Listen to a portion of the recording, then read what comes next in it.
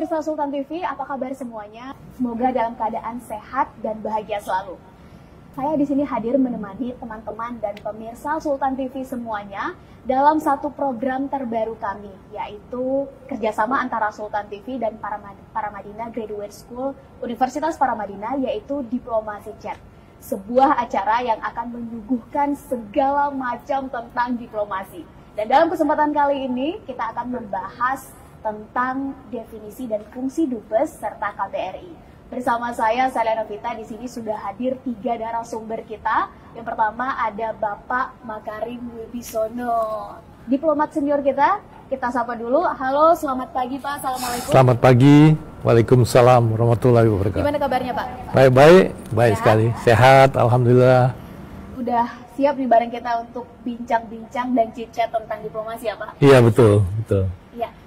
Dan yang kedua narasumber kita ada Mas Willy, meskipun tidak bersama kita, sedang berada di DPR, dari Komisi 1 DPR. Langsung saja kita sapa. Halo, selamat pagi Mas Willy. Pagi Mbak Sila. Ya, gimana kabarnya Mas pagi ini? Alhamdulillah, wasyukurillah sehat. Sehat. Salam hormat untuk Pak Makarim dan Terima kasih, Pak. Siska. Pagi.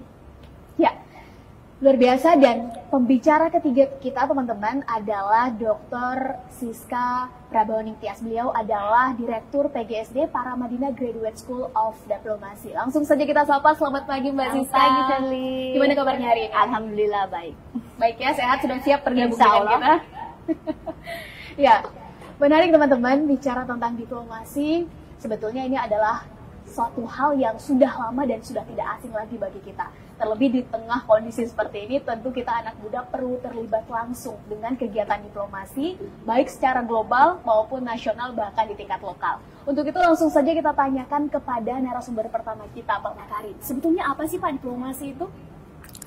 Diplomasi itu ya, kalau kita lihat secara populer ya, banyak yang menilai ini merupakan satu seni dalam rangka mengelola hubungan antara satu negara-negara lain, ya, yang tidak hanya meliputi aktor formal, ya, wakil-wakil pemerintah, tapi juga non formal, jadi dari wakil-wakil yang bukan mewakili negara, ya.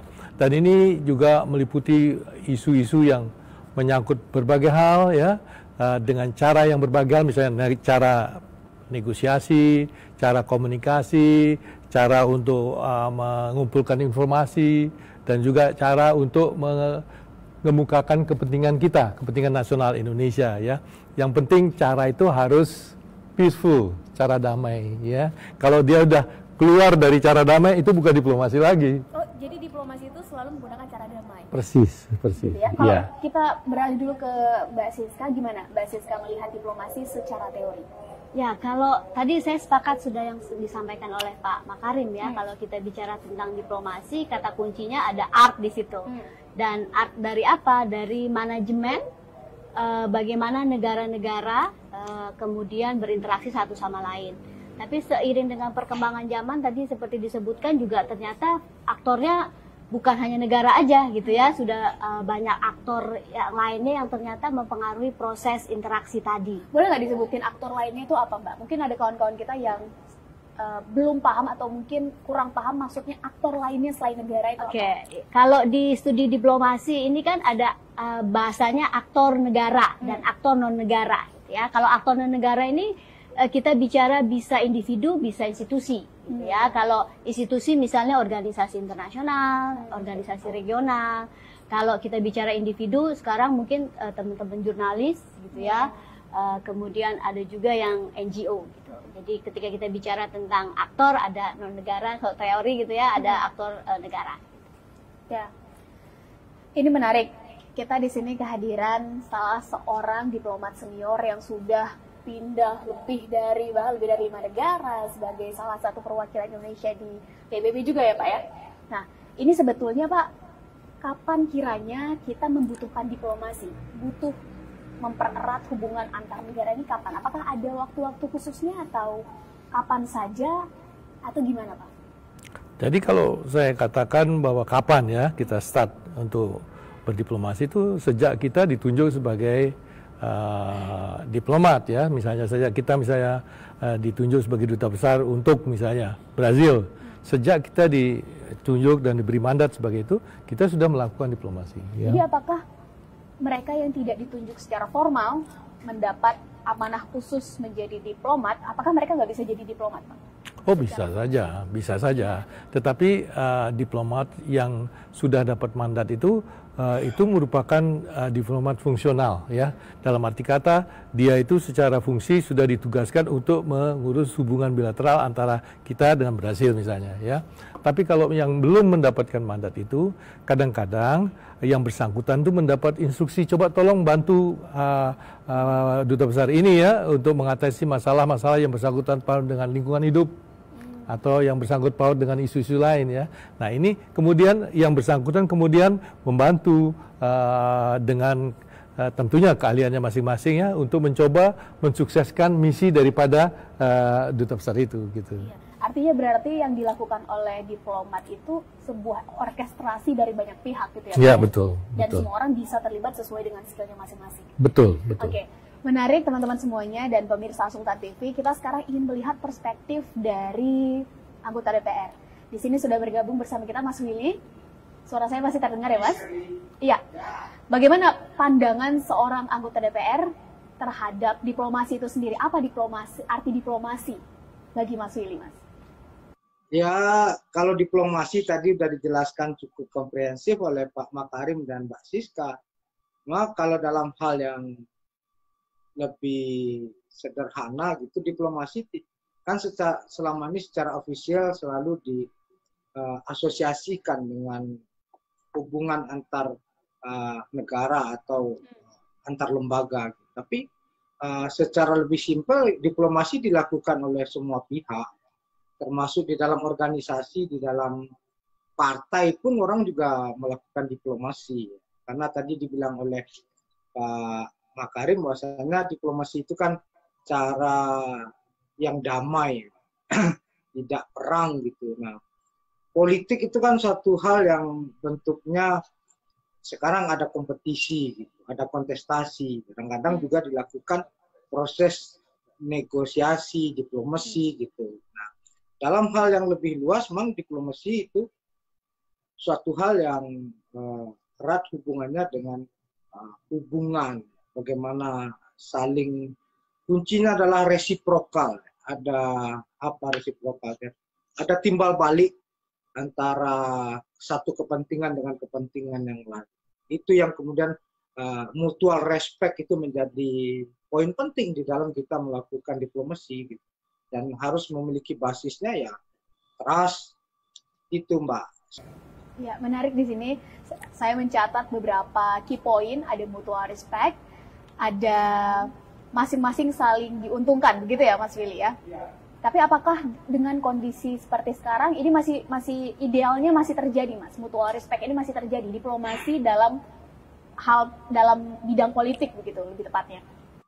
Ya tentu kalau kita berpikir secara lebih teknikal, banyak pepatah mengatakan di dalam bernegosiasi itu kita memberikan permata sehingga mata lawan kita yang sedang berdiplomasi itu sangat melotot dan tidak bisa menolak permintaan kita. Cuma dalam beberapa hal sejauh ini hal-hal yang bersifat historical, emosional, kultural itu jauh lebih kuat ketimbang hal-hal yang bersifat politis dan ekonomik ya. Contohnya kita dengan beberapa negara yang sifatnya Timur Tengah atau saya pernah ke Yugoslavia ya, itu sangat terasa sekali kalau kita memiliki basis historis, kita sangat dihargai dan sangat respect gitu. Beberapa hubungan kita sangat cepat gitu. Penempatan KBRI kita kalau di Yugoslavia itu di tempat yang sangat strategis di samping museum Tito gitu. Nah, hal-hal seperti itu gitu. Nah, di Inggris juga sama gitu. Nah, hal-hal seperti ini yang kemudian kita harus lihat di dalam diplomasi. Kalau hanya berpikir untung dan rugi, itu kemudian jadi suatu hal yang sifatnya sangat pendek. Transaksional gitu ya Mas Willy ya? Sangat transaksional. Padahal hal yang paling penting di dalam diplomasi ini kan tentu kita sesuai dengan pembukaan Undang-Undang Dasar kita ingin tatanan dunia yang jauh lebih berkeadilan, berkemanusiaan gitu. Nah, hal seperti itu yang selalu dipromosikan di dalam tata dunia global, sehingga kemudian narasi-narasi yang sifatnya lebih transaksional, perang itu kemudian bisa diminimalisir. Oke, baik, menarik sekali Mas Willy. Saya izin ke Mbak Siska dulu. Tadi kita sudah sempat mendengar sekilas apa sebetulnya tujuan dari diplomasi itu sendiri. Sebetulnya fungsi diplomasi itu apakah memang erat kaitannya dengan keadilan, tujuannya untuk mendapat hak yang sama, bukan hanya sekedar transaksional. Itu sebenarnya gimana sih Mbak secara teori fungsi dari diplomasi? Oke, kalau saya sedikit agak teori dan bicara soal tata aturan gitu ya. Tadi saya bicara soal fungsi gitu. Kalau diatur dalam Vienna Convention on Diplomatic Relations ya tahun 61 yang sudah diratifikasi juga, ada 5 fungsi diplomasi yang sudah disebutkan Pak Makarim juga tadi. Pertama representing gitu ya, kemudian ada negotiating, ada protecting, ini bagian tadi melindungi kepentingan negara gitu ya. Kemudian ada gathering information dan kemudian terakhir adalah promoting. Akhirnya kan promoting. Jadi kalau dilihat dari 5 itu kan soalnya juga akhirnya kan promoting tadi, peaceful meaning gitu ya. Saya hanya ingin menambahkan satu lagi ketika kita bicara tentang diplomasi, saya sepakat Mas Willy tadi bicara tentang di politik juga ada diplomasinya. Kita bicara skill gitu ya di situ, bahwa orang yang melakukan 5 fungsi tadi gitu berarti kan dia harus punya skill untuk menavigating kita bernegosiasi kan inginnya ada kesepakatan yang diraih gitu ya. Tapi juga ketika kita bicara tentang diplomasi, juga diplomasi itu sendiri kan bagian dari implementasi sebuah kebijakan sebuah negara gitu ya, kebijakan luar negeri sebuah negara gitu. Jadi Pak Makarim bicara sebagai diplomat senior maka harus ada mandatnya gitu. Nah, ketika kita bicara tentang diplomasi juga sebelum seorang diplomat senior kemudian dikirim untuk melakukan 5 fungsi, tentu harus dimulai dengan negara itu membuka hubungan diplomatik dulu gitu ya. Kita punya hubungan baru kirim perwakilan ya? Diplomatic mission mungkin bahasanya. Nah, jadi ketika kita bicara tentang tadi keadilan, kemudian resiprokal, kemudian mutual, itu tentu itu bagian tadi ketika seorang head of missions dikirim, tentu kan ada misi mencapai kepentingannya. Dan tentu ketika kita dikirim, ya kita juga harus respect dan hormat terhadap negara yang menerima kita dong, gitu ada ya. aturan negara, ada aturannya, nggak mungkin kita tamu kemudian nggak respect gitu ya. Betul. Jadi pasti kata kuncinya kalau saya termasuk yang meyakini bahwa hasil negosiasi sebuah kesepakatan itu kuncinya adalah keadilan. Kuncinya adalah keadilan. Yang dicari itu sebenarnya kan keadilan, bahwa kita fair nggak sih dapetnya gitu ya. Jadi saya sepakat sekali dengan Pak Makarim bahwa cara peaceful meaning kalau di luar itu bukan diplomasi, walaupun secara teori mungkin ada debat itu ada coercive diplomasi gitu ya, seperti apa yang dilakukan oleh negara besar gitu. Tapi kalau kita bicara tentang tadi resiprokal atau bicara tentang keadilan, kalau saya percaya diplomasi adalah cara yang bermartabat bagi sebuah negara untuk mencapai kepentingan nasionalnya. Luar biasa. Ada satu kata kunci lagi, kepentingan nasional atau bahasa kerennya national interest gitu ya. Saya ingin beralih ke Pak Makarim sebagai diplomat senior yang sudah pernah ke banyak negara mewakili Indonesia. Dalam praktiknya Pak, sebetulnya fungsi diplomat itu apakah ya benar tadi yang disampaikan Mbak Siska sebagai representative mewakili, pada akhirnya mempromote apa yang menjadi misi-misi diplomasi dari negaranya, atau ada fungsi praktikal lainnya yang sebetulnya kita selama ini jarang mengetahui tapi ada dalam prakteknya Pak? Kalau saya boleh katakan ya, bahwa sebenarnya misalnya fungsi duta besar itu ya, itu secara konkret itu dia itu mewakili pemerintah ya, karena tidak ada orang lain lagi yang di situ ya, dia ya mewakili pemerintah. Dia juga mewakili presiden. Jadi kalau misalnya presiden sana ingin misalnya mengatakan sesuatu supaya langsung disampaikan kepada presiden, dia langsung memanggil kita dan kemudian memberitahu kita, saya ingin supaya you sampaikan kepada presiden itu ini ya, seperti waktu kejadian saya sebagai duta besar di Nicaragua ya, saya dikasih tahu oleh presidennya, dia kepingin sekali dapat punya kayak kebun raya di Bogor gitu loh, ya kebun raya di Bogor. Nah kemudian saya ya telepon kan sama direktur kebun raya di Bogor, kira-kira bisa nggak kita bikin ini di kebun raya. Nilalah, rupanya direktur kebun raya di Bogor itu juga punya semacam program untuk mencoba menyebarluaskan kebun raya itu di Bogor ya. Dia senang sekali dia. Oke Pak, kalau gitu saya akan kirim staf saya ke sana. Akhirnya terhubung, dia yang mendesainnya dan kemudian sekarang jadi. Jadi Nicaragua punya kebun raya dan itu semua desainnya, pemikirannya itu dari Bogor itu. Jadi, nah yang terakhir ya, kita itu juga berfungsi sebagai wakil dari bangsa Indonesia. Kan tidak ada orang lain lagi ya. Kalau ada orang bangsa Indonesia yang di sana lagi kebetulan berkunjung ke sana meninggal dunia, ya kita harus datang ke sana, kita mengurusi segala macamnya. Ya, jadi kita yang datang. Nah, jadi itu dari segi kenyataan. Tapi secara diketahui kan bahwa duta besar atau perwakilan diplomat itu kan tidak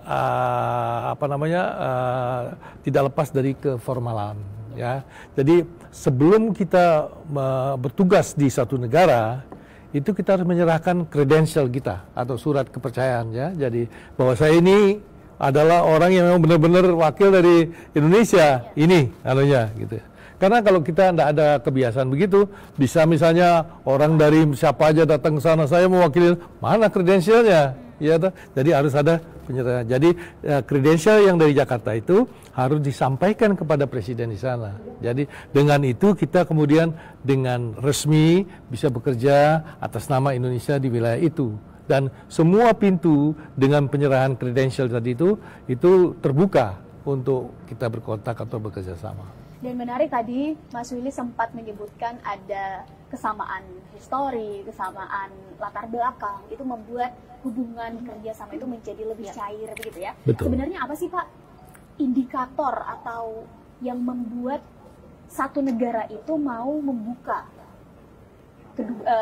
dutaan di sana atau mengirim perwakilan ke sana? Apakah ada indikator-indikator tertentu yang harus dipenuhi? Karena kita tahu bahwa Indonesia memiliki hubungan diplomatik dengan 188 negara. Dalam hal ini kita harus jujur tidak termasuk beberapa negara seperti Israel, seperti Taiwan. Apa sebetulnya yang menjadi pertimbangan satu negara itu membuka hubungan diplomatik dengan negara lain? Ya, kalau kita ketahui ya bahwa hubungan diplomatik itu dibuka karena pertimbangan-pertimbangan apa yang disebut kepentingan nasional ya. Nah, kepentingan nasional kita itu adalah membuka hubungan diplomatik dengan negara-negara yang kita akui ya, yang kita akui sebagai negara yang berdaulat merdeka. Nah, kita itu mengakui semua 180 negara, tetapi kita tidak mengakui ya Israel ataupun Taiwan ya sebagai negara berdaulat. Mereka itu kita akui sebagai masyarakat atau entity ya. Taiwan itu kan sebagai economic entity kan luar biasa, dia punya armada penangkapan ikan luar biasa, di mana-mana ada, industrinya juga luar biasa, di mana-mana ada ya. Tetapi kan kita mempunyai prinsip apa yang disebut One China Policy ya. Jadi kita tidak mungkin bisa mengakui dia sebagai negara berdaulat ya, tapi sebagai economic entity kita bisa mengakui. Jadi dia boleh membuka kantor di sini di SCBD ya untuk berdagang dengan kita dan sebagainya. Demikian dengan Israel. Israel juga kita adalah negara yang waktu merdeka dulu itu dibantu, diakui oleh masyarakat Palestina. Gitu. Masyarakat Palestina adalah termasuk yang pertama yang membantu kita dalam melawan proses dengan Belanda tadi itu. Nah, dengan sekarang ada persoalan demikian, maka kita selalu berikhtikat untuk bagaimana memberikan hak kemerdekaan kepada bangsa Palestina. Ya, jadi oleh karena itu sebelum hak kemerdekaan itu diberikan oleh Israel ya kita tidak akan mengakui Israel sebagai negara yang kita wajib sebagai teman atau hubungan diplomatik ya. Artinya pengakuan satu negara terhadap kedaulatan negara lain itu menjadi syarat mutlak pertama ya Pak? Iya, itu syarat mutlak pertama. Menarik sekali teman-teman dan pemirsa Sultan TV. Saya ingin sebetulnya langsung ke mindsetnya seorang anggota Dewan terkait ini, tapi kita break dulu sebentar, jangan kemana-mana, tetap di Diplomasi Chat.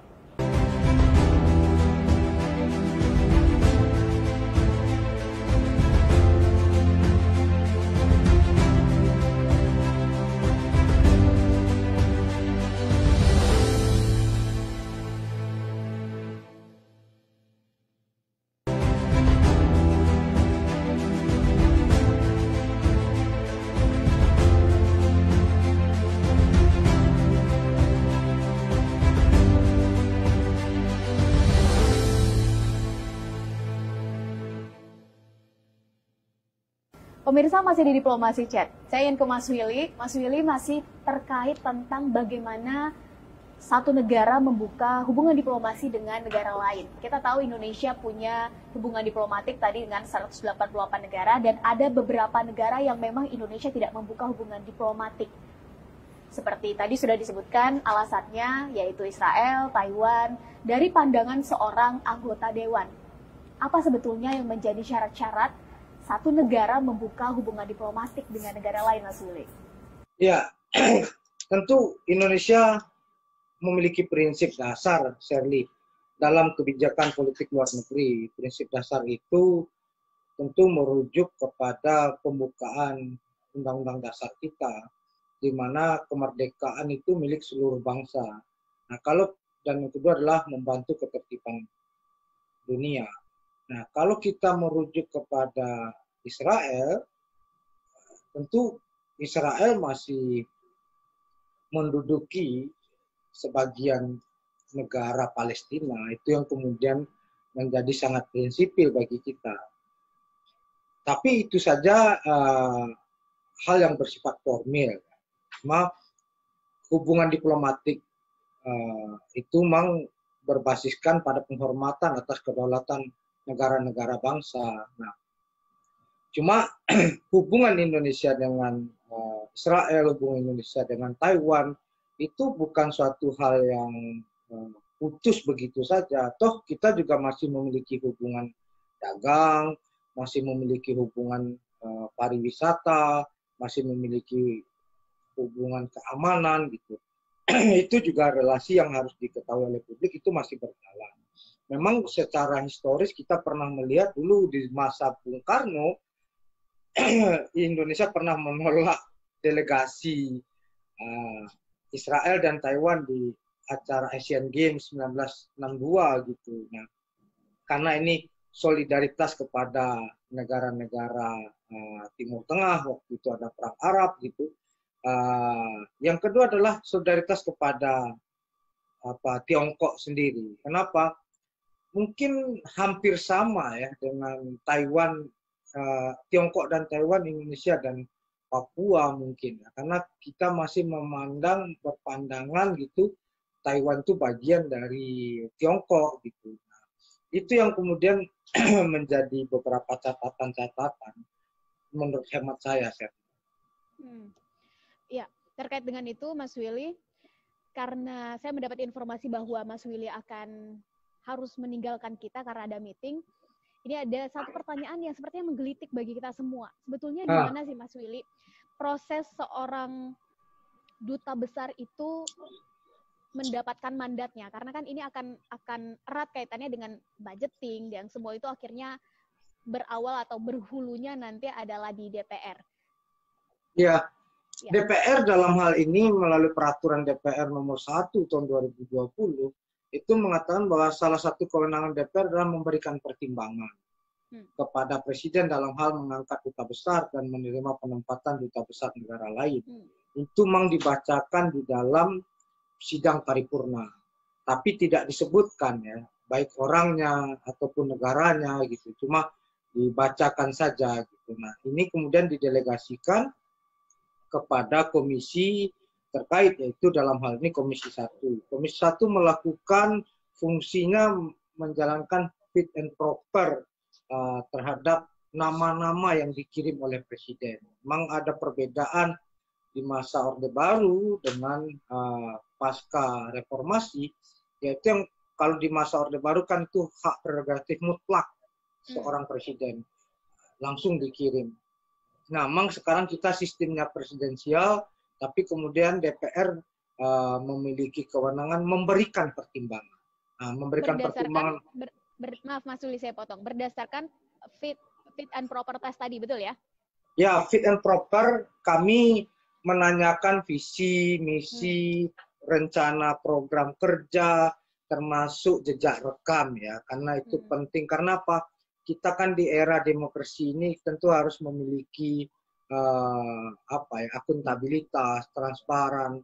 Nah, sehingga apa prosesnya itu tadi dibilang oleh Pak Makarim dan Mbak Siska adalah national interest itu kan di dalam dunia yang kompleks ini tentu memiliki banyak aspek, banyak variabel gitu. Tidak hanya variabel politik, ekonomi, tapi juga ada variabel variabel kebudayaan gitu. Banyak hal gitu. Sehingga untuk menempatkan orang gitu tentu harus sesuai dengan kapasitas, kapabilitas dan national order gitu, kepentingan nasional kita sendiri. Nah, di sanalah fungsi DPR dalam mendalami itu, mengecek itu, dan kemudian juga mendengar masukan-masukan dari publik, dari komunitas gitu. Lalu baru memberikan catatan-catatan fit and proper itu kepada hasil dari fit and proper test itu kepada presiden. Begitu saya. Ya. Mas Willy, itu kan idealnya begitu, tapi dalam praktek lapangannya mungkin nggak terjadi diplomasi dalam konteks politik untuk bisa memberikan pertimbangan yang baik begitu terhadap calon-calon yang sudah masuk? Hampir tidak ada ruang Hampir untuk tidak ya? Hampir tidak. Kenapa? Biasanya sejauh ini apa yang dikirim oleh presiden, yang diusulkan oleh presiden, sejauh ini ya mulus-mulus saja. DPR hanya dalam kapasitas memberikan penguatan dan pendalaman, tidak dalam kapasitas untuk kemudian menolak gitu ya. Itu yang kemudian jadi lebih kepada advice gitu ya, layaknya advice lah, advisor gitu dalam hal ini. Ya. Jadi memang itu yang kami sadar dan kami pahami dalam fungsi tupoksi kami di DPR, Sherly. Oke, baik, terima kasih Mas Willy atas penjelasannya. Karena waktu sudah menunjukkan pukul 9.30 dan Mas Willy, menurut informasi yang kami dapatkan, terima kasih atas waktunya. Waalaikumsalam. Waalaikumsalam. Waalaikumsalam. Warahmatullahi wabarakatuh. Terima kasih Mas Willy dan sukses selalu. Ya, Pak Makarim, ini menarik. Tadi kita sempat mendengar penjelasan dari Mas Willy bahwa ternyata DPR itu hanya memberikan advice, sedangkan tidak ada kapasitas atau tupoksi untuk menolak. Jadi sebetulnya memang sudah ada tes dulu atau sudah ada pertimbangan dulu sebelum nama-nama itu masuk ke DPR, begitu ya Pak? Kalau supaya diketahui ya, sebenarnya calon duta besar itu terdiri dari dua pola, ya. Satu yang namanya pola karier. Kalau pola karier itu Menteri Luar Negeri memberikan daftar, ya, kemudian diusulkan kepada Presiden. Nah, ada yang namanya pola politik, ya, atau political appointee. Nah, itu adalah Presiden itu memiliki nama-nama, ya, yang merupakan kontak-kontak beliau atau teman atau kolega politiknya, ya, dan kemudian itu juga antara karier sama political point itu dijadikan satu. Nah, ini yang diserahkan kepada DPR, ya, DPR. Nah, sepengetahuan saya, ya, yang namanya pertimbangan ini kan pola untuk menyertakan DPR untuk memberikan pertimbangan ini kan setelah reformasi. Sebelum reformasi semua kan Pak Harto semua kan oleh presiden sendiri, ya. Beliau presiden yang berwenang untuk keperluan itu. Nah, setelah reformasi ini maka parlemen ikut serta. Nah, kalau saya bisa menjelaskan, ya, bahwa periode presiden-presiden ini juga mempunyai polanya, ya. Alhamdulillah menurut tadi Pak Willy, ya, bahwa di dalam periodenya Pak Joko Widodo ini rupanya semua pencalonan dari Presiden Joko Widodo ke parlemen itu bisa diterima dengan baik ya. Nah, tapi periode sebelumnya itu juga ada semacam pertimbangan daripada parlemen yang membuat calon itu tidak jadi berangkat. Ya. Macam-macam ya. Jadi misalnya saja pertimbangan bahwa di dalam tanya jawab ya yang bersangkutan itu tidak memiliki kesan mendalami daerah yang akan dikunjungi ya. Jadi dia kemudian dianggap mungkin kalau dia ditempatkan di daerah di tempat yang akan dituju itu nggak pas ya karena dia tidak mengetahui persis anunya. Jadi oleh karena itu kemudian pada periode sesudah itu sekarang sebelum pergi ke parlemen ada semacam preparation bahwa persiapan ya yang disampaikan kepada calon-calon itu bahwa jikalau menghadapi parlemen itu harus siap mengenai apa negara yang akan dikunjungi gitu. Jadi jangan sampai kejadian bahwa mau pergi menghadapi tes proper testnya parlemen itu belum sempat baca dulu gitu.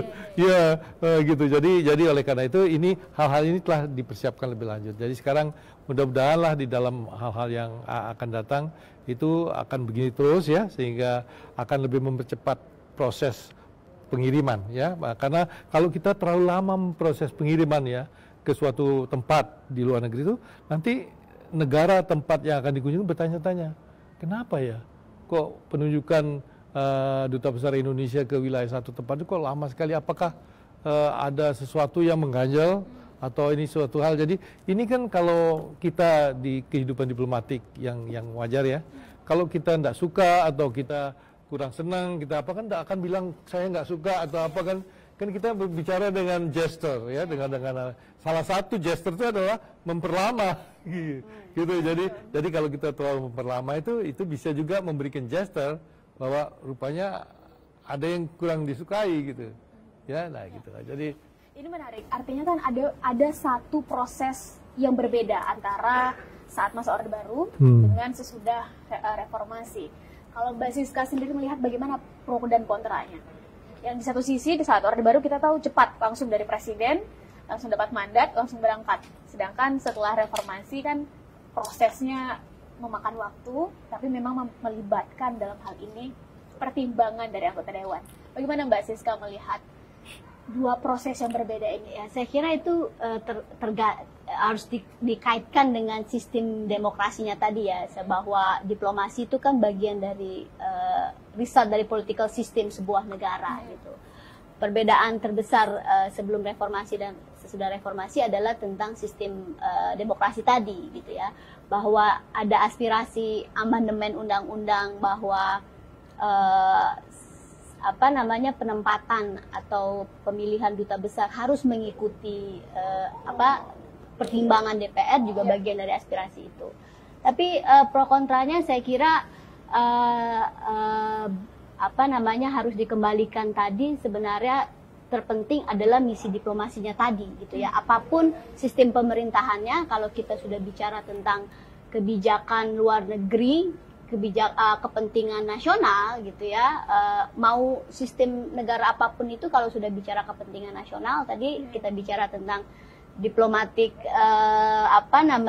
atmosfer, itu kan ada gesture. Salah satu fungsi diplomasi juga adalah simbolik tadi gitu ya, dan itu yang lebih penting saya kira gitu, bahwa ada pro kontra itu yang harus diantisipasi gitu. Itu sama seperti pro kontra terkait dengan kalau yang ditanya banyak orang pasti prosesnya lama gitu ya. Itu kan salah satu kritik terbesar dari demokrasi, noisy-nya tadi gitu.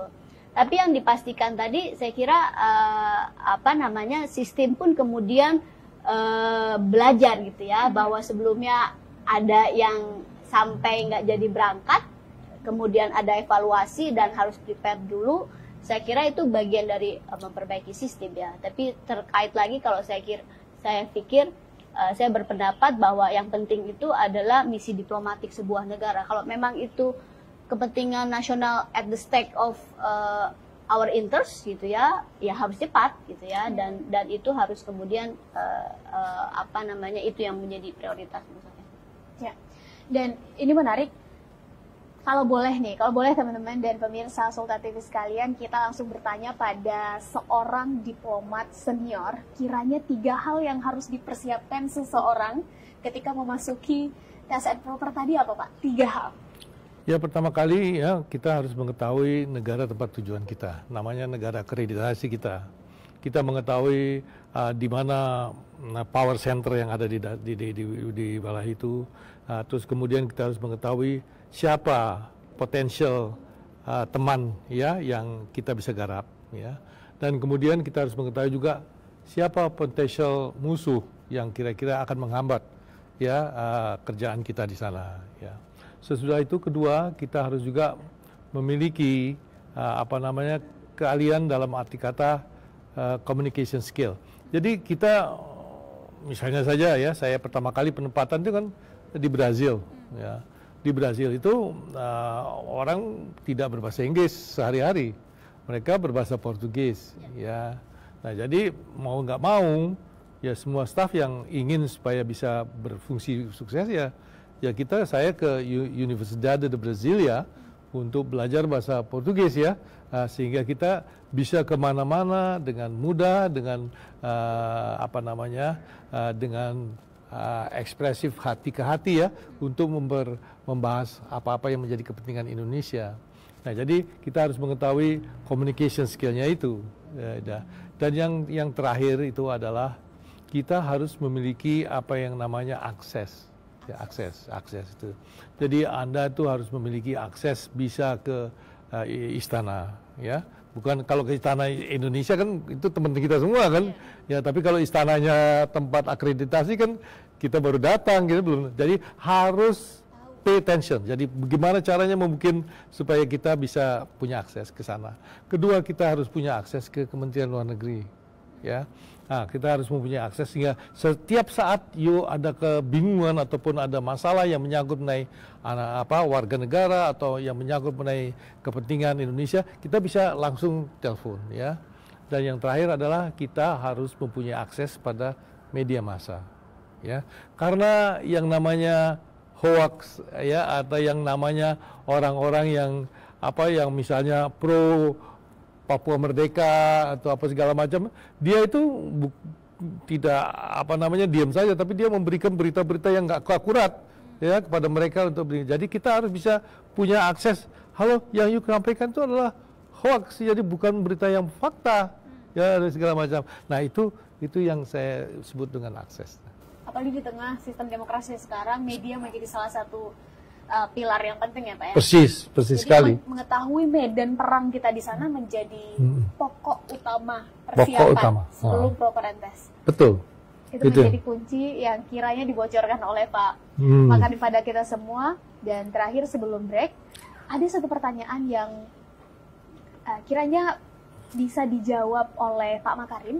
Apa sebetulnya yang menjadi evaluasi? Bagaimana kita bisa menilai kinerja Dubes? Apakah sudah efektif membuat atau mengantarkan misi satu negara ke negara yang dituju tadi, Pak? Jadi gini ya, sebelum kita berangkat ke tempat tujuan ya, itu pertama kali oleh Kementerian Luar Negeri kita diberikan apa yang namanya credential letters ya, credential letter. Nah, di samping itu juga kita diberikan semacam credential letter tapi untuk organisasi internasional ya.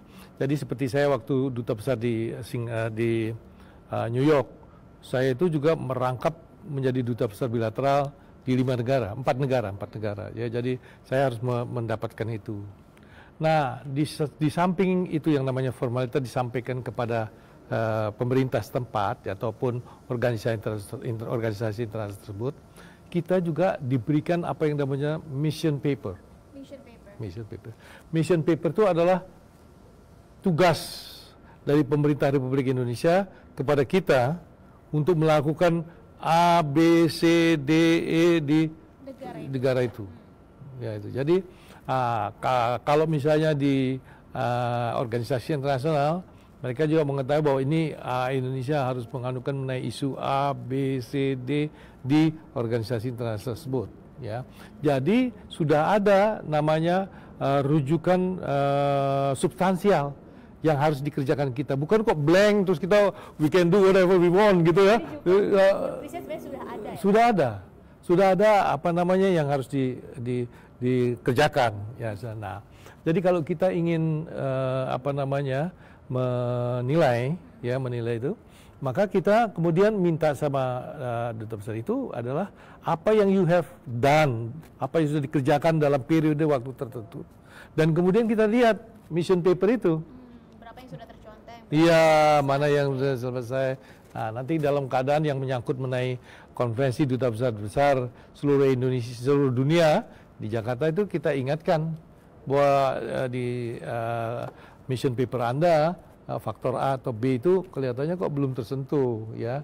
Maka periode waktu lagi 1 tahun, you better pay attention untuk itu ya. Hal itu sekarang. Pemirsa Sultan TV, perbincangan ini semakin menarik. Untuk itu jangan kemana-mana, tetap di Diplomasi Chat.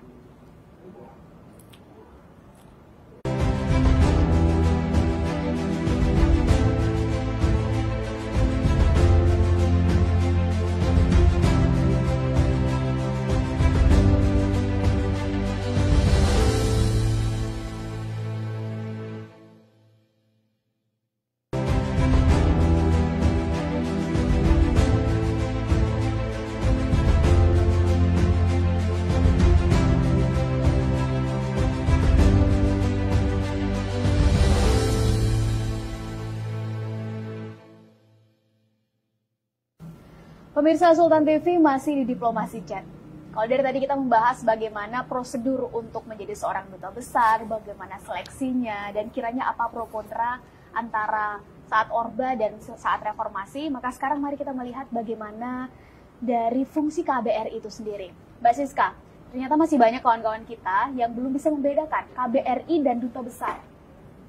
Jadi dubesnya dengan KBRI-nya, boleh Mbak dijelaskan dulu apa sih sebenarnya perbedaan dua ini? Perbedaannya jelas, kalau dubesnya orang ya, the persons, KBRI pasti residennya, buildingnya gitu ya, bentuk fisiknya. Ya. Gitu. Tadi juga saya ingat Pak Makarim juga menyebut bahwa beliau pernah ditempatkan di satu KBRI merangkap ke beberapa gitu ya. Jadi ketika kita bicara tentang dubes sama KBRI belum tentu paralel tuh gitu ya. Jadi ada dubes di satu negara, ada juga dubes yang merangkap beberapa negara. Tapi simpelnya dubes the persons, KBRI pasti fungsi institusi dan residennya. Lantas sebetulnya fungsi KBRI dalam praktik diplomasi itu apa, Mbak? Fungsinya jelas bahwa itu mungkin yang membedakan antara diplomasi tradisional sama diplomasi modern ya, bahwa ada bentuk fisik wujud bahwa kita punya hubungan baik gitu ya, sama seperti di Jakarta kita ada embassy lain gitu ya. Jadi KBRI atau residen gitu ya, atau bentuk buildingnya itu adalah wujud bentuk kuatnya sebuah negara. Jadi permanen. Jadi si personnya itu nggak bolak-balik, tapi dia stay di situ.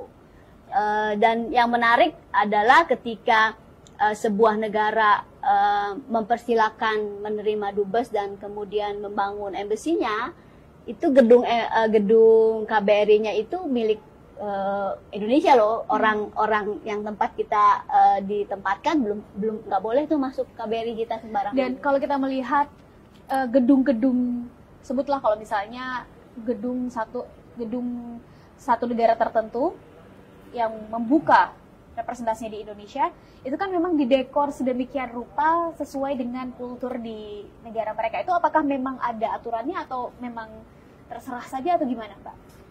Kalau saya memahaminya secara fungsi ya, diplomasinya juga ada simbolnya tadi itu ya.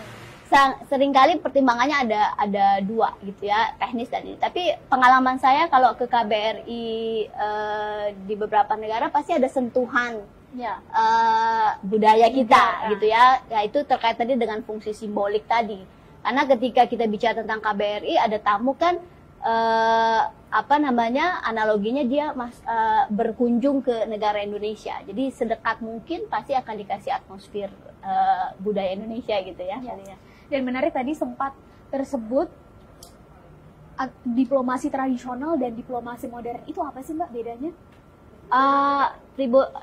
Mungkin kita bicara tentang teori jauh banget ya, tapi bicara tentang bahwa hubungan negara atau nggak political entities kan sudah jauh gitu ya. Tapi ketika kita bicara tentang diplomasi yang modern dalam konteks tadi permanen, bahwa kebijakannya itu sudah jelas, itu secara literatur apa namanya, narasi akademik gitu ya, selalu di-refer kepada praktek baru sejak tahun abad 13 katanya gitu ya. Wujudnya adalah ketika kepentingan sebuah negara atau entitas politik itu sudah permanen, dia mau bahasanya mau invest untuk berdiam di situ.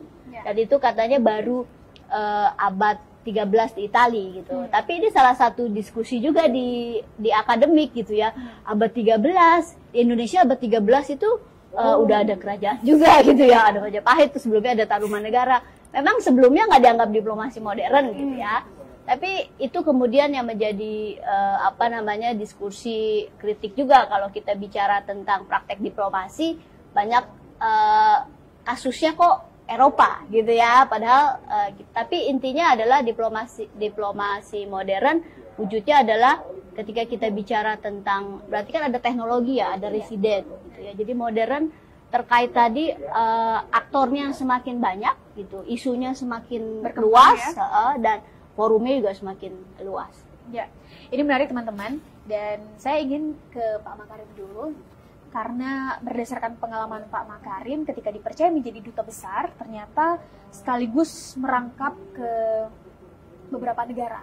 Sebetulnya Pak Makarim, apa sih pertimbangan atau apa indikator yang menentukan Indonesia membuka KBRI di satu negara dan di negara lain tidak? Padahal ibaratnya secara letak berdekatan, kemudian secara hubungan baik-baik saja, itu apa aja Pak yang menentukan? Ya, seperti saya tadi sampaikan ya, yang paling utama itu adalah kepentingan nasional.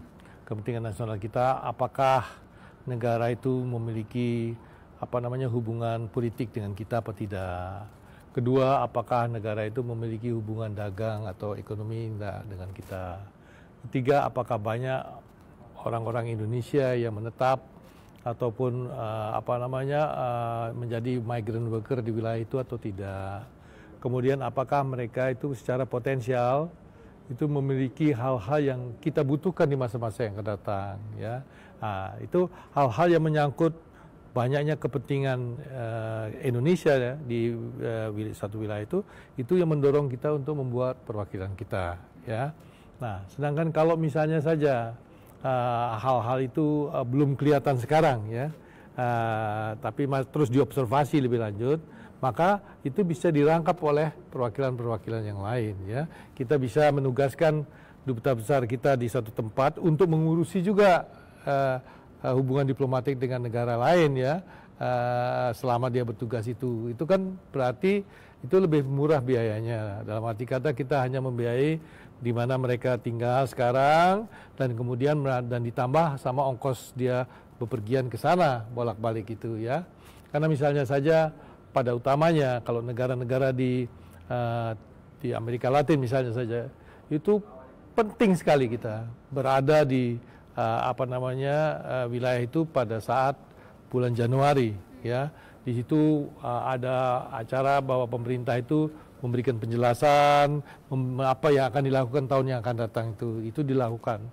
Dan juga penting sekali untuk kita hadir di sana pada bulan Desember ya, di saat-saat apa namanya, akhir-akhir ya, mendekati Christmas segala macam, karena banyak sekali apa namanya, presiden ya atau gubernur jenderal apa itu mengadakan apa namanya, diplomatic activities pada bulan-bulan itu ya.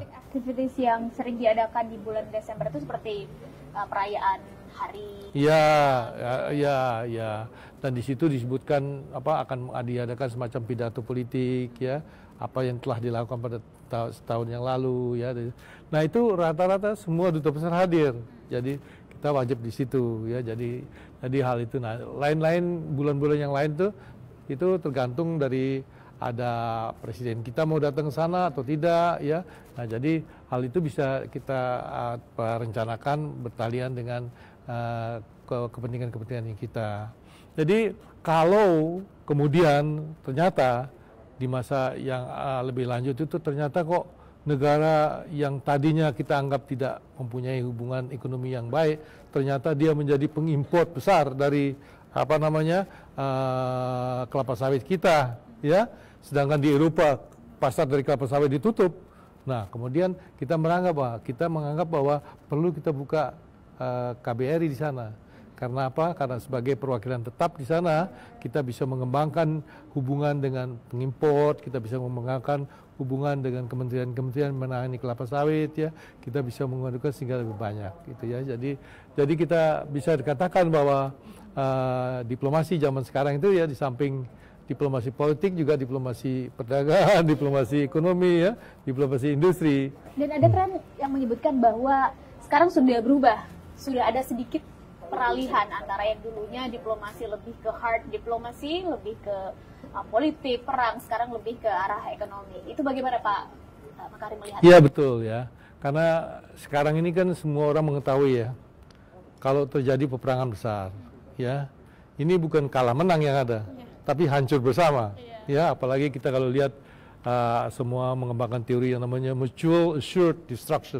Jadi masing-masing itu berusaha bahwa kalau ada sesuatu yang namanya tindakan pertama, maka harus dianukan dengan timbulan balisan. Dan ini harus hancur dua-duanya. Nah, jadi ini kemudian mendorong orang kemudian, kalau baik kita jangan terjadilah peperangan hal itu ya. Kita lebih baik mengalih kepada hal-hal yang menyangkut mengenai kerjasama ekonomi, lingkungan hidup, industri atau lain sebagainya ya. Itu yang terjadi. Karena kita kalau memang betul-betul terjadi perang besar seperti Perang Dunia Kedua, kita belum tentu ada seperti sekarang lagi, ya, karena kemampuan daya rusak kita itu sekarang luar biasa, jauh lebih besar daripada kemampuan merusak Nagasaki sama Hiroshima, ya, yang bisa 500 kali lebih besar, ya, daya hancurnya itu. Nah, jadi itu yang membuat maka negara-negara lain itu lebih mengarah kepada kerjasama di bidang yang non perang itu. Ya. Kalau Mbak Sisya gimana ngelihatnya? Peralihan antara hard diplomasi ke soft diplomasi ini, bahkan sekarang banyak ada beberapa negara seperti negara di Asia Timur menggunakan entertain sebagai part of their diplomacy.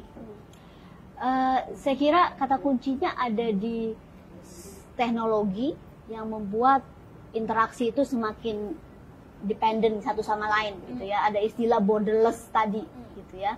Jadi kalau dulu bayangin kita mengalami evolusi sejarah juga, dulu ngirim pesan gitu ya, mulai dari pakai merpati mungkin, kemudian pakai telegram segala, sekarang just in a second, one click everything is connect gitu ya. Jadi teknologi ini yang kemudian persoalannya bukan mau atau tidak mau sama globalisasi ya.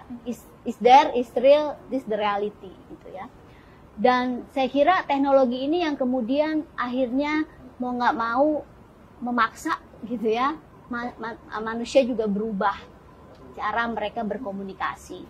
Plus minusnya adalah ya tadi sekarang mesti hati-hati nih kalau mau tadi yang Pak Makarim bicara, kalau saling menghancurkan gitu ya, karena kita akan hancur bersama gitu. Bahkan dengan teknologi cyber sekarang mau perang cuma just click the button, you don't have to send the troops there gitu. Jadi makin hati-hati gitu. Tapi semakin hati-hati juga bukan berarti yang namanya kalau kompetisi itu tidak ada gitu ya. Tapi mungkin salah satu transisinya sekarang, kalau dulu Perang Dunia Kedua, sekarang udah cyber war gitu ya, cyber attack gitu. Jadi model-model yang kemudian ada transisi ya, karena kesadaran terhadap interconnectednya itu semakin luas, semakin kuat gitu ya mungkin. Ya, Pembicaraan kita semakin menarik teman-teman semua, tapi kita harus break dulu, jangan kemana-mana, tetap di Diplomasi Chat.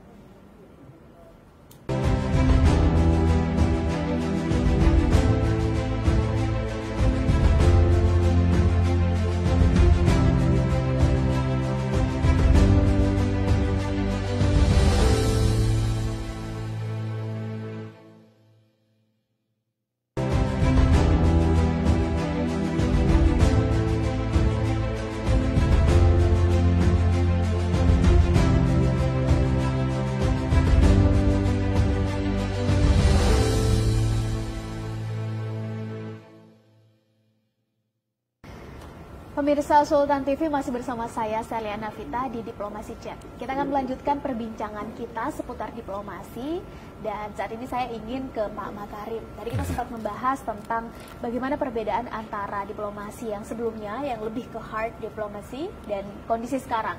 Dan tadi kalau kata Mbak Siska, lebih ke teknologi, lebih ke informasi. Nah, bagaimana Pak Makarim melihat tantangan perbedaan atau perubahan diplomasi yang terjadi sekarang ini, Pak?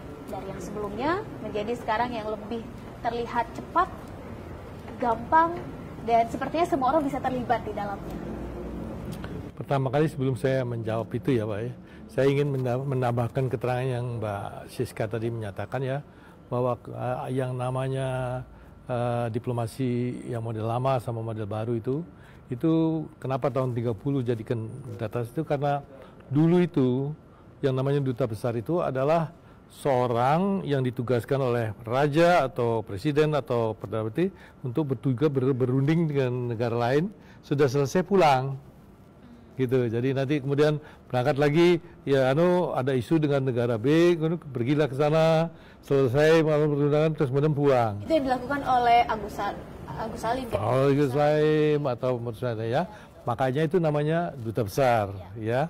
Nah kemudian dianggap kalau lihat perkembangannya bahwa ternyata intensitas hubungan bukan hanya pada waktu event itu, tapi ada follow up-nya, ada apa ya, membutuhkan semacam monitoring, memberikan bagaimana kelanjutan. Maka di situ dibikin kantor, ya, orang itu bertugas selama 3 tahun ya. Nah, dia makanya disebut dia itu duta besar luar biasa dan berkuasa penuh. Jadi dia nggak dikirim dari Jakarta, terus balik lagi ke Jakarta, tapi dia tuh luar biasa, dia tetap di situ 3 tahun. Sekarang pagi ini urusannya politik, besok urusannya ekonomi, lusa urusannya security, urusan segala macam ya. Tentu dia mendapat hak khusus ya. Ada hak khusus ya, makanya disebutkan bahwa A adalah duta besar luar biasa dan berkuasa penuh Republik Indonesia untuk Inggris, untuk Prancis, untuk apa ya. Jadi namanya itu bukan duta besar aja, tapi duta besar luar biasa. Jadi kalau biasa kan pergi pulang. Ini dia luar biasa, dia terus saja di situ, menetap, dan kemudian dia berkuasa penuh untuk menentukan apa-apa selama periode tadi ya. Nah sekarang periode sekarang ini kan periode yang namanya globalisasi. Ya, tadi dikatakan oleh Mbak Siska dan juga oleh Pak Wilya bahwa keterkaitan, ya, semakin hubungan makin dekat, kemudian kemajuan teknologi membuat kita itu semakin bisa melakukan komunikasi secara intensif ya dalam waktu yang dekat tanpa kita bisa bertemu. Apalagi pada waktu masalah COVID ini kan anjurkan agar kita tidak bertemu muka.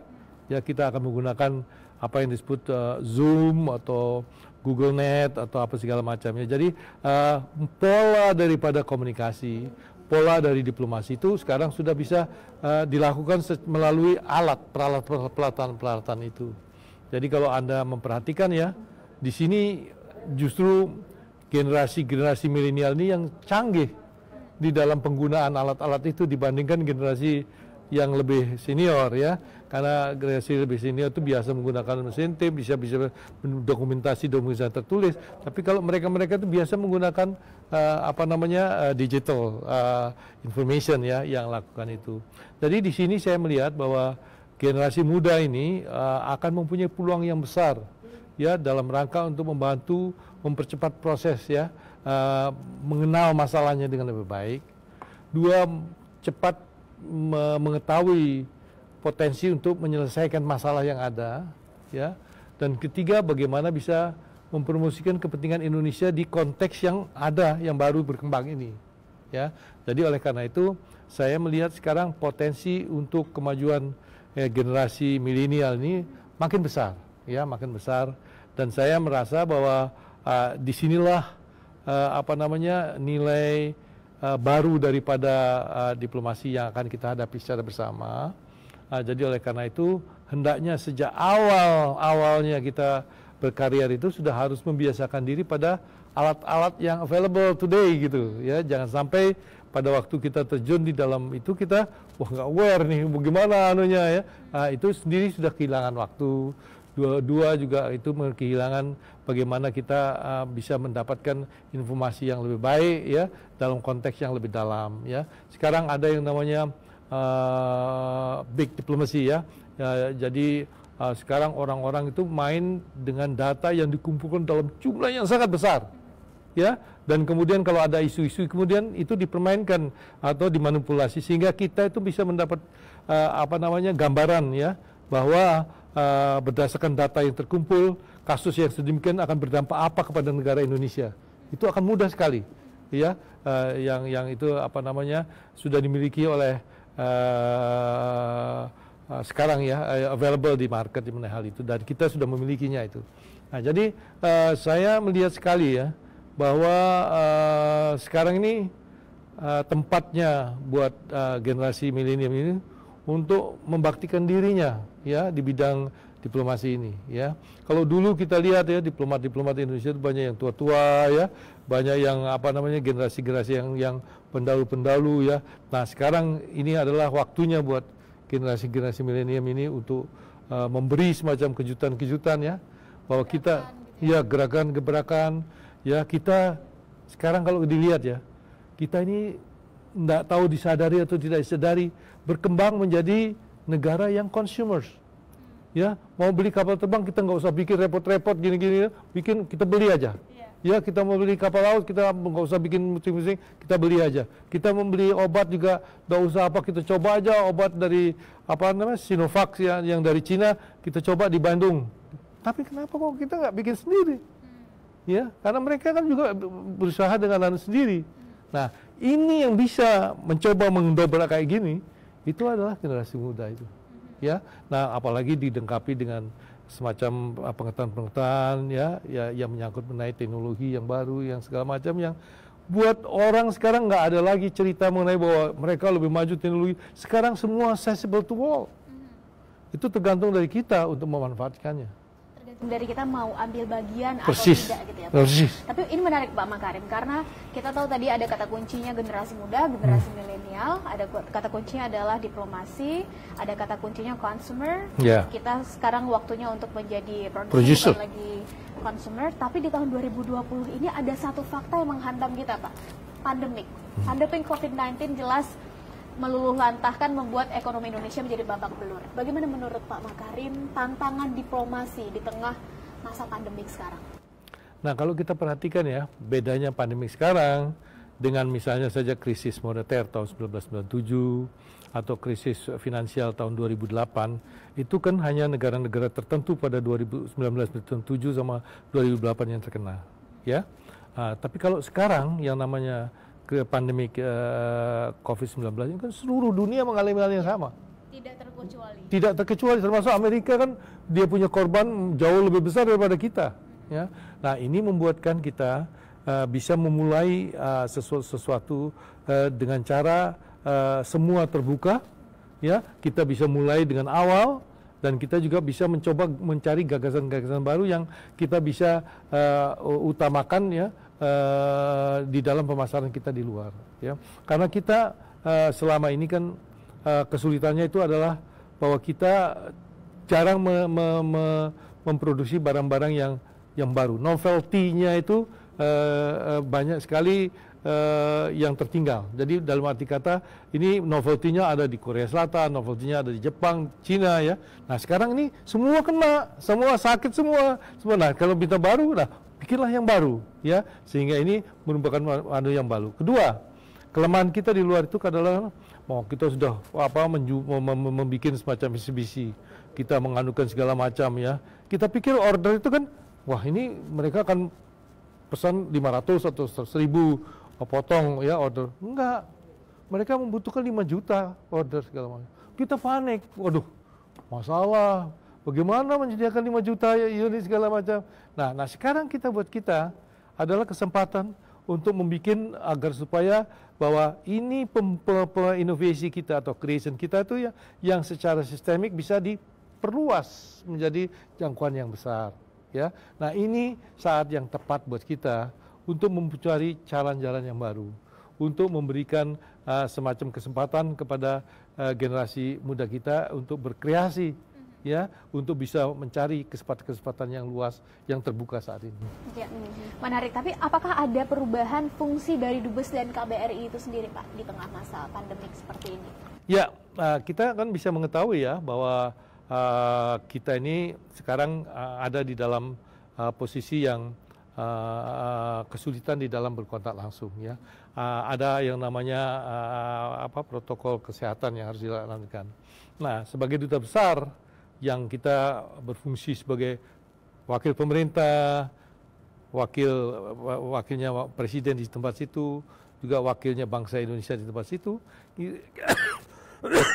kita harus membuka diri, bekerja nggak bisa 8 jam sehari, ya, mulai dari jam 8 sampai jam 5 sore, ya kita harus fleksibel, ya, karena kita ini membutuhkan semacam instruksi cepat terhadap perubahan-perubahan yang terjadi di wilayah akreditasi kita.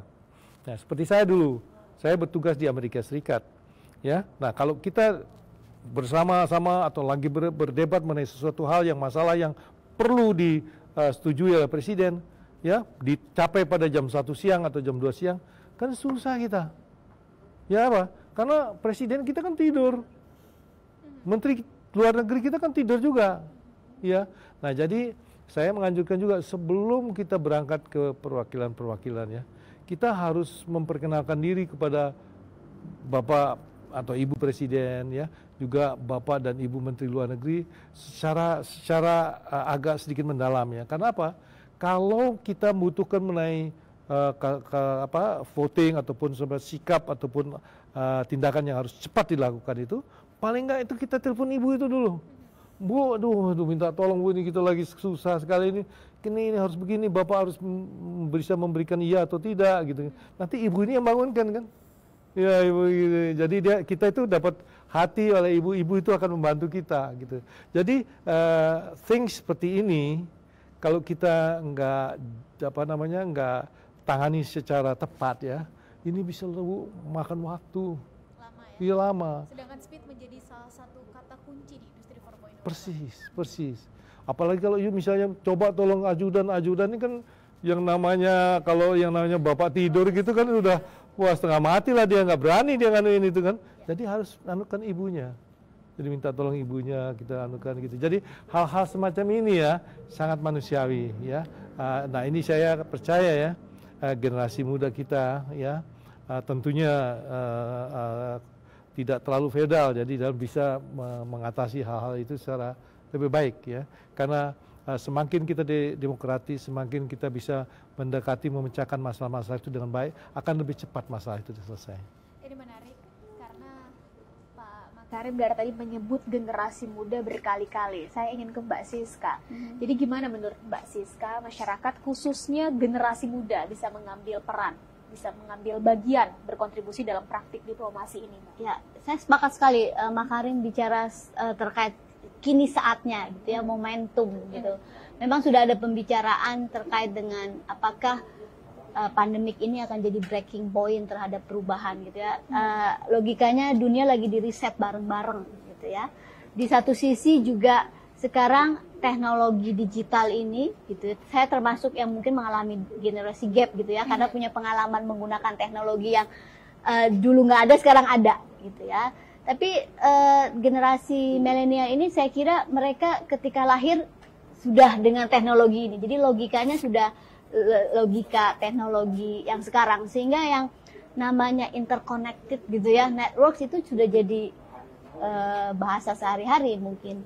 Dan saya kira plus minusnya tadi saya sepakat gitu ya, mungkin karena logika interkonektivitas seperti ini gitu, anak muda sekarang mungkin nggak terlalu paweke gitu ya, atau bahasanya nggak terlalu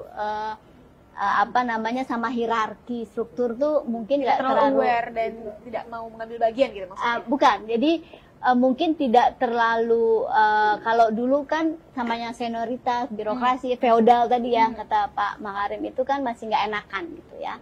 Tapi mungkin dengan sentuhan komunikasi gitu ya, karena tahu kebutuhan yang cepat itu tadi loh gitu ya. Jadi regardless bisa mencari cara bagaimana gitu sehingga kebutuhan cepat itu bisa diakomodasi.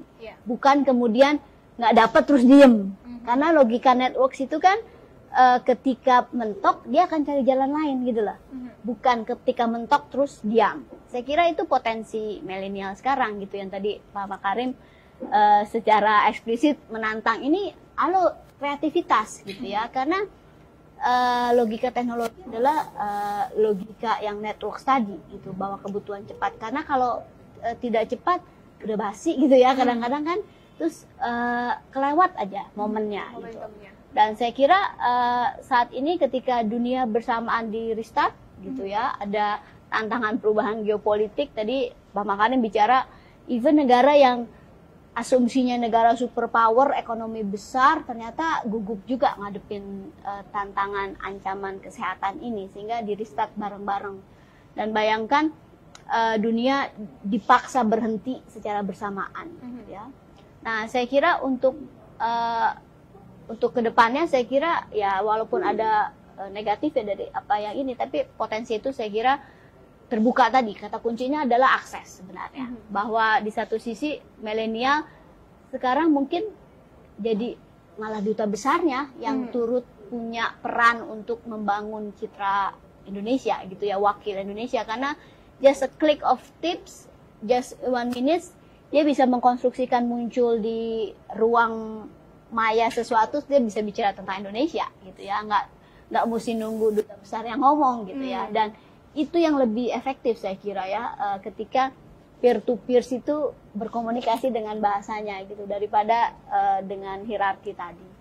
Ya, baik, menarik sekali pemirsa Sultan TV, bahwa sekarang adalah masanya anak muda untuk ambil bagian.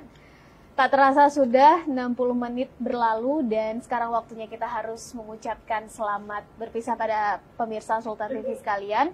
Dan terakhir saya ingin minta sedikit saja closing statement dari masing-masing narasumber kita.